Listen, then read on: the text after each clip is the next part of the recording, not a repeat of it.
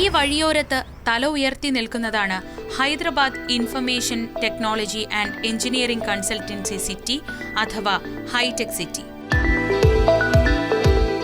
വിവര സാങ്കേതിക വിദ്യയും എഞ്ചിനീയറിംഗും ബയോ ഇൻഫർമാറ്റിക്സും ഒക്കെയായി ബന്ധപ്പെട്ട പ്രശസ്ത സ്ഥാപനങ്ങൾ സ്ഥിതി ചെയ്യുന്ന ഇന്ത്യയിലെ തന്നെ ഏറ്റവും പ്രധാനപ്പെട്ട വ്യാവസായിക പാർക്കാണിത്. 300 ഏക്കർ സ്ഥലത്തായി സ്ഥിതി ചെയ്യുന്ന ഹൈടെക് സിറ്റിക്ക് സൈബറാബാദ് എന്നൊരു പേരുകൂടിയുണ്ട്. വിവര സാങ്കേതിക രംഗത്ത് ഹൈദരാബാദിനെ ലോക ഭൂപടത്തിൽ തന്നെ അടയാളപ്പെടുത്തിയിട്ടുള്ളത് ഒട്ടേറെ സൗകര്യങ്ങളുള്ള ഹൈടെക് സിറ്റിയാണ്. ലോകത്തിന്റെ വിവിധ ഭാഗങ്ങളിൽ നിന്നുള്ള സാങ്കേതിക വിദഗ്ധർ ഇവിടെ ജോലി ചെയ്യുന്നു. 5 നക്ഷത്ര ഹോട്ടലുകൾ ഉൾപ്പെടെ പല സൗകര്യങ്ങളും ഇവിടെയുണ്ട്. ഗൂഗിൾ പോലുള്ള ആഗോള ഭീമന്മാർ ഇവിടെ തങ്ങളുടെ ശാഖകൾ തുറന്നിരിക്കുന്നു. ഹൈദരാബാദിന്റെ ആധുനിക കാല വികസനം അത്രയും ഈ ഹൈടെക് സിറ്റിയെ കേന്ദ്രീകരിച്ചാണ് സംഭവിക്കുന്നതെന്ന് നിസ്സംശയം പറയാം.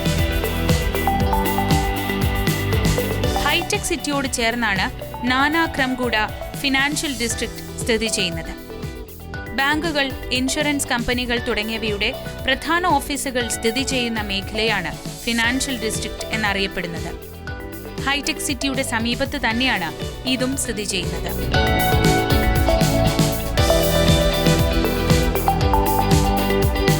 സെക്കൻഡറാബാദ് MG റോഡിൽ സ്ഥിതി ചെയ്യുന്ന പ്രശസ്തമായ ഫുഡ് കോർട്ടാണ് പാരഡൈസ്. ഹൈദരാബാദി ബിരിയാണി ഉൾപ്പെടെയുള്ള ഒട്ടേറെ ഹൈദരാബാദി ഭക്ഷ്യവിഭവങ്ങളുടെ കേന്ദ്രമാണ് പാരഡൈസ്. 1953 ചായയും കടികളും വിൽക്കുന്ന വളരെ ചെറിയൊരു ചായക്കടയായാണ് പാരഡൈസിന്റെ തുടക്കം. പക്ഷേ ഇന്നിത് വളർന്നു പന്തലിച്ച് ഹൈദരാബാദി വിഭവങ്ങളുടെ കേന്ദ്രസ്ഥാനമെന്ന് രാജ്യത്താകമാനം പേരെടുത്തു കഴിഞ്ഞു.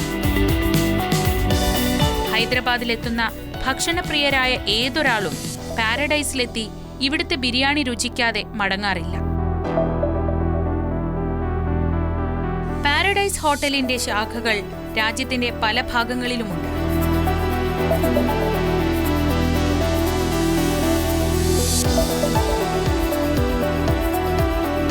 മാംസാഹാരം ഇഷ്ടപ്പെടുന്നവരുടെ നാവിൽ വെള്ളമുറിക്കുന്നതാണ് പാരഡൈസിന്റെ ഹൈദരാബാദി ബിരിയാണി. വലിയ പാത്രങ്ങളും യന്ത്രങ്ങളുമൊക്കെ ഉപയോഗിച്ചാണ് ഇവയുടെ നിർമ്മാണം.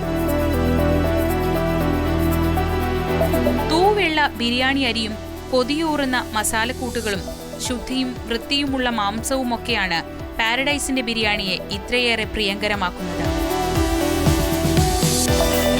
വലിയ ചെമ്പുകളിൽ തയ്യാറാക്കുന്ന ഈ ബിരിയാണി തീക്കനലിനു മുകളിൽ വെച്ച് പ്രത്യേകം പാകം ചെയ്യുന്നവയാണ്. ഹോട്ടലിലെത്തി കഴിക്കുന്നവരെ കൂടാതെ ധാരാളം പേർ പാരഡൈസിന്റെ ബിരിയാണി പാഴ്സലായി വാങ്ങിക്കൊണ്ടുപോകുന്നുമുണ്ട്.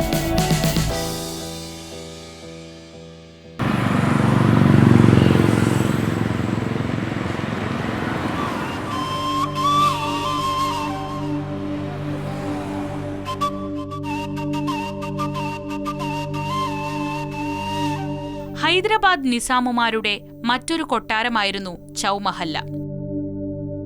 നിസാമുമാരുടെ ഔദ്യോഗിക ഭവനമായാണ് ഇത് സ്ഥാപിക്കപ്പെട്ടത്. നിസാമുമാരുടെ കിരീടധാരണം ഉൾപ്പെടെയുള്ള ചടങ്ങുകൾ നടന്നിരുന്നത് ഇവിടെയാണ്.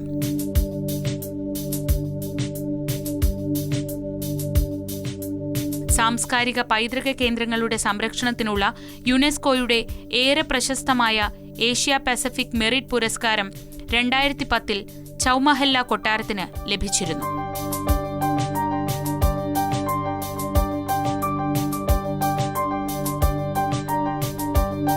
1750 സലാബത്ത് ജംഗ് മിർ സയ്യിദ് മുഹമ്മദ് ഖാൻ നിർമ്മാണം ആരംഭിച്ച് 1869 അഫ്സൽ അദ് ദൗള അസഫ് ഛ അഞ്ചാമൻ പണിതീർത്തതാണ് ഈ കൊട്ടാരം. 2 അകത്തളങ്ങളും ദർബാർ ഹാളും ജലധാരകളും തടാകവും പൂന്തോട്ടങ്ങളുമൊക്കെയായി എന്താണ് ഒരു യഥാർത്ഥ കൊട്ടാരമെന്ന് ഇത് സന്ദർശകർക്ക് കാട്ടിത്തരുന്നു.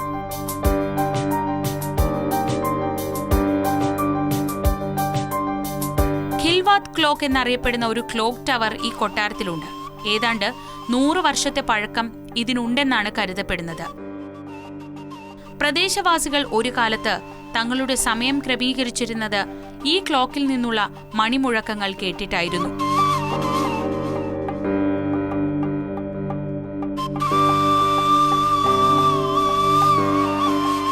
അകത്തേക്ക് കയറുമ്പോഴാണ് കൊട്ടാരക്കെട്ടിന്റെ മനോഹാരിത കൂടുതൽ വ്യക്തമാവുക.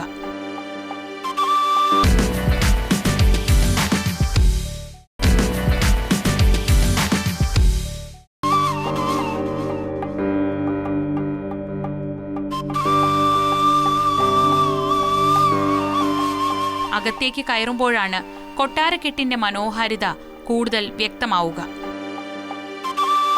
യഥാർത്ഥ കൊട്ടാരത്തിന്റെ അകത്തളങ്ങളാണ് ഇവിടെ.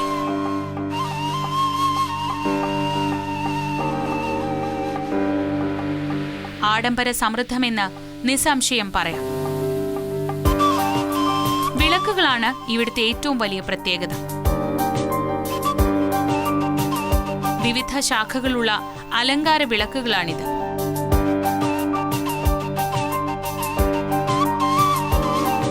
വൈദ്യുതി എത്തുന്നതിന് മുൻപ് ഈ വിളക്കുകൾക്കുള്ളിൽ ദീപം തെളിച്ചുവെച്ചാണ് അകത്തളങ്ങളിലാകെ വെളിച്ചം പ്രസരിപ്പിക്കുന്നത്.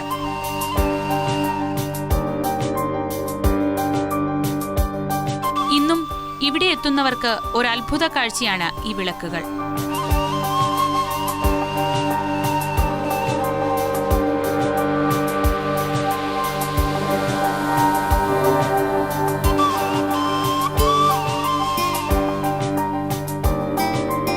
കൊട്ടാരത്തിലെ പല മുറികളിലായി മ്യൂസിയം സജ്ജീകരിച്ചിട്ടുണ്ട്.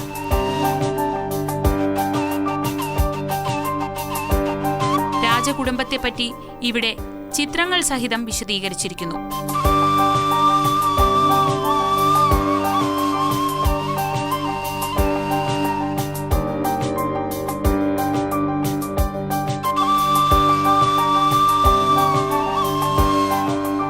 ഫോട്ടോകളും പെയിന്റിങ്ങുകളും പ്രദർശിപ്പിക്കാൻ മാത്രമായി ഒരു ഗ്യാലറിയുണ്ട്. നിസാമുമാരുടെ ചരിത്രം പഠിക്കാൻ ആഗ്രഹിക്കുന്നവർക്ക് ഏറെ സഹായകമാണ് ഈ കൊട്ടാരത്തിലെ മ്യൂസിയങ്ങൾ.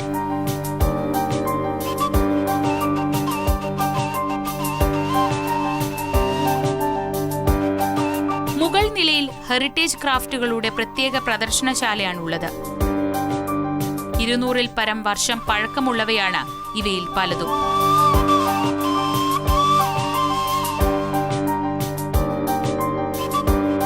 അക്കാലത്തെ കരകൗശല വിദഗ്ധരുടെ നൈപുണ്യം വെളിപ്പെടുത്തുന്നവയാണ് തടിയിലും ലോഹത്തിലുമെല്ലാം കൊത്തുപണികൾ ചെയ്തെടുത്തിട്ടുള്ള വസ്തുക്കൾ.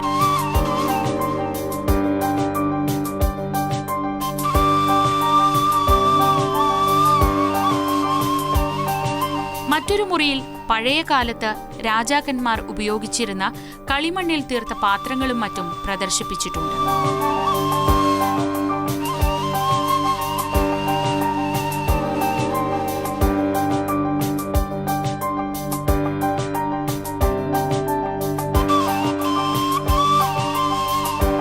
ചൗമഹല്ല കൊട്ടാരത്തിലെ കാഴ്ചകളുടെ ധാരാളിത്തത്തിൽ നിന്ന് ഹൈദരാബാദിന്റെ മറ്റ് കാഴ്ചകൾ തേടി സഞ്ചാരം തുടരുകയാണ്.